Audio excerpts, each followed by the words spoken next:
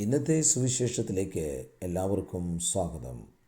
ദൈവപിതാവിൻ്റെ സ്നേഹത്തിൽ നിന്നും വിട്ടുപോകുന്ന ഇസ്രായേലിനെക്കുറിച്ചുള്ള ദുഃഖവും അവരുടെ രക്ഷയിലുള്ള യേശുവിൻ്റെ കരുതലുമാണ് ജെറുസലേമിനെക്കുറിച്ചുള്ള വിലാപം എന്ന പേരിൽ അറിയപ്പെടുന്ന ഈ സുവിശേഷ ഭാഗം.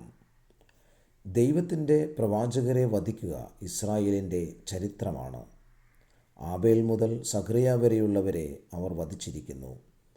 അവരുടെ രക്തം കൊണ്ട് മലിനമാണ് ഇസ്രായേലിൻ്റെ മനസ്സാക്ഷി.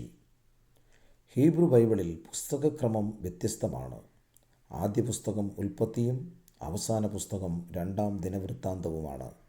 അപ്പോൾ കൊലപാതക ചരിത്രത്തിൽ ആദ്യത്തേത് ആബേലിൻ്റെയും അവസാനത്തേത് സഖറിയായുടെയുമാകും. അങ്ങനെ വിശുദ്ധ ഗ്രന്ഥം തുടക്കം മുതൽ ഒടുക്കം വരെ ഇസ്രായേൽക്കാർ ദൈവമനുഷ്യരെ കൊല്ലുന്നതിൻ്റെ ചരിത്രമാണെന്ന് യേശു പറയുകയാണ്.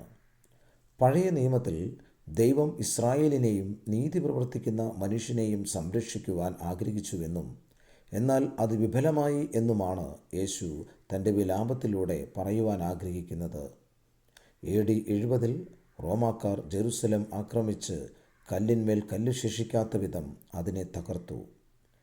ശക്തി രാഷ്ട്രീയത്തിൻ്റെ വഴിവിട്ട് യേശുവിൻ്റെ സ്നേഹത്തിൻ്റെ മാർഗം സ്വീകരിക്കുവാനും കർത്താവിൻ്റെ നാമത്തിൽ വരുന്ന യേശുവിനെ രക്ഷകനും നാഥനുമായി സ്വീകരിക്കുവാനും ഈ സുവിശേഷ ഭാഗം നമ്മെ ഓർമ്മിപ്പിക്കുന്നു.